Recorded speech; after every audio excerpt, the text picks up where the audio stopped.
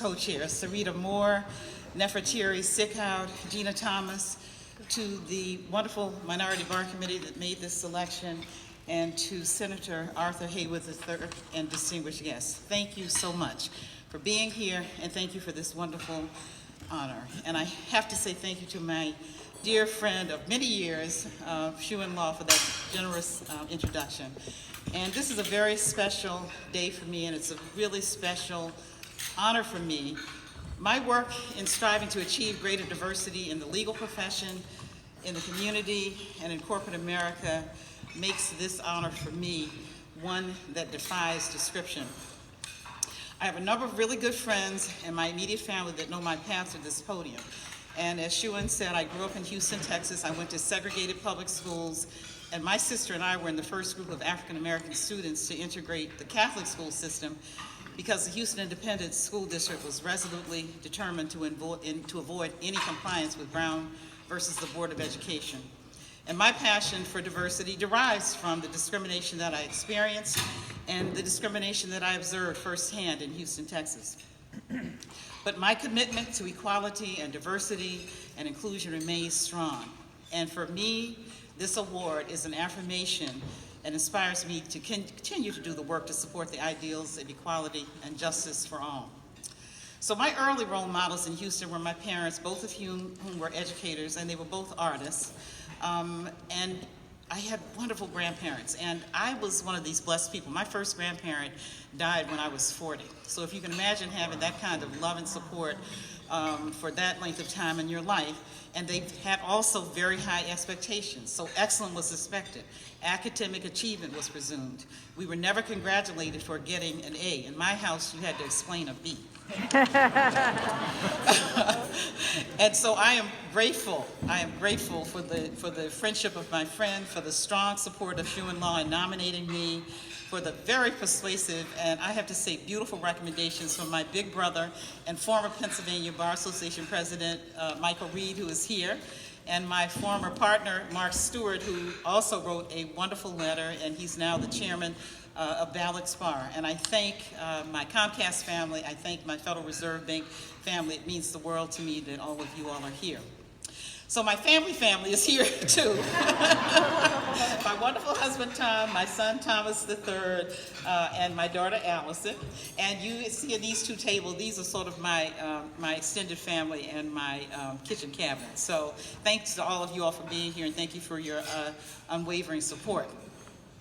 Now this award is even of greater meaning to me because it is in the name of one of my longtime heroes, one of my longtime mentors, the Honorable, the Venerable Judge A. Leon Higginbotham, Jr. Through many, many years, Judge Higginbotham was a source of advice and a source of friendship for me. And he always said to me that it's important that I be a student of history and that I should write. I should write articles, I should write books, I should give speeches, I should leave a written footprint on this earth. And one thing that he always told me, which I didn't really understand at the time because I wasn't really giving a lot of speeches, but he said to me, when you're giving speeches, you have to say them. You have to keep a log of everything you write and you have to say them. And so I took that advice to heart, and I went to my archives and I pulled 2 speeches that I gave about Judge Higginbotham. And I'm going to share excerpts for one speech which incorporated excerpts from the previous speech. So after Judge Higginbotham passed, I participated in a program with my partner, Stephanie Franklin Suber, in February of 2000 at the John F. Kennedy Library that was organized by Charles Ogletree, Professor Charles Ogletree of Harvard Law School. And in that speech, I quoted a speech that I had done honoring Judge Higginbotham at a community legal services event in Philadelphia from 1991. And so I'd like to share just a few of my contemporary words in 1991 about how I felt about the judge, and you will be able to know why this is so important to me. So who is Judge Higginbotham? Devoted father, husband, son, mentor, brilliant jurist, acclaimed historian, dedicated humanitarian, revered scholar, dynamic speaker, outstanding leader, and role model. I have known the judge since 1973. I was a rising senior in college when I was interviewing all 10 of the United States federal judges of African American descent for a senior political science project that I was writing at Wesleyan University.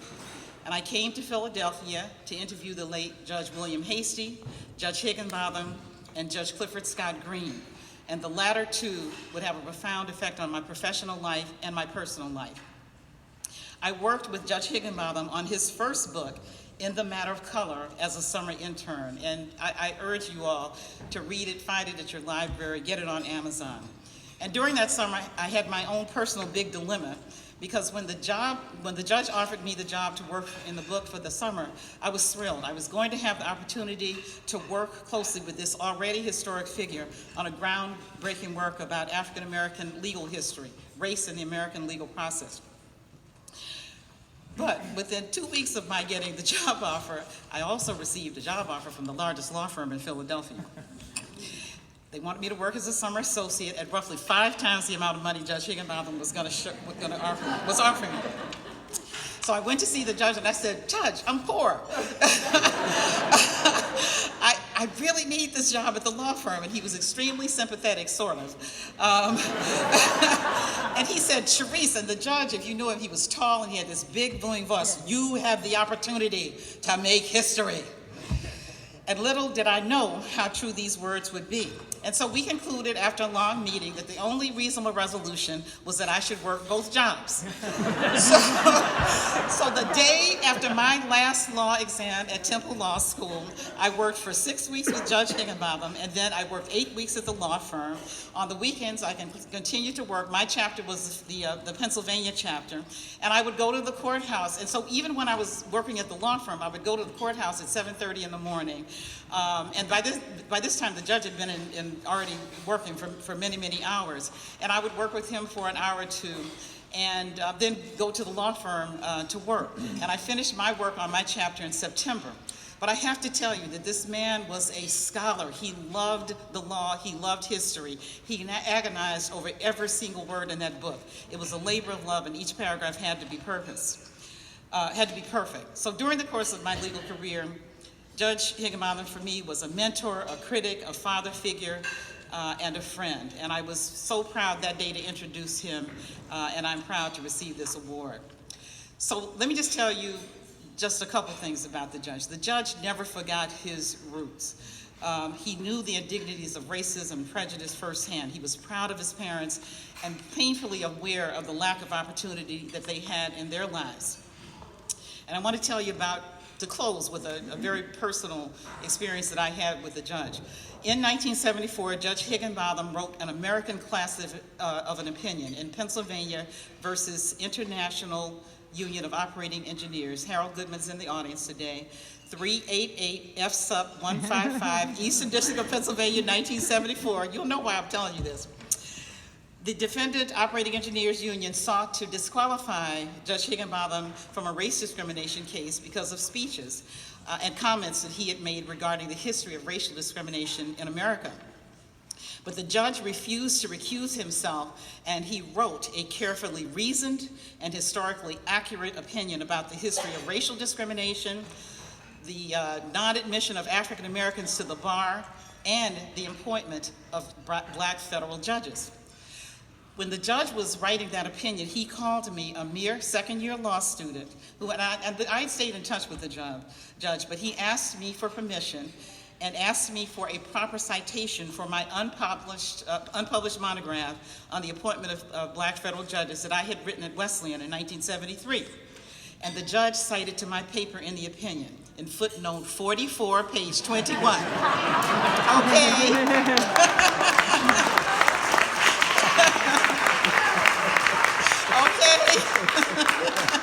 This was vintage Leon Higginbotham, not forgetting, giving credit to a younger person, encouraging that younger person to get this unpublished monograph published, and educating that younger person, me, about how to be mentored and how to be a good mentor.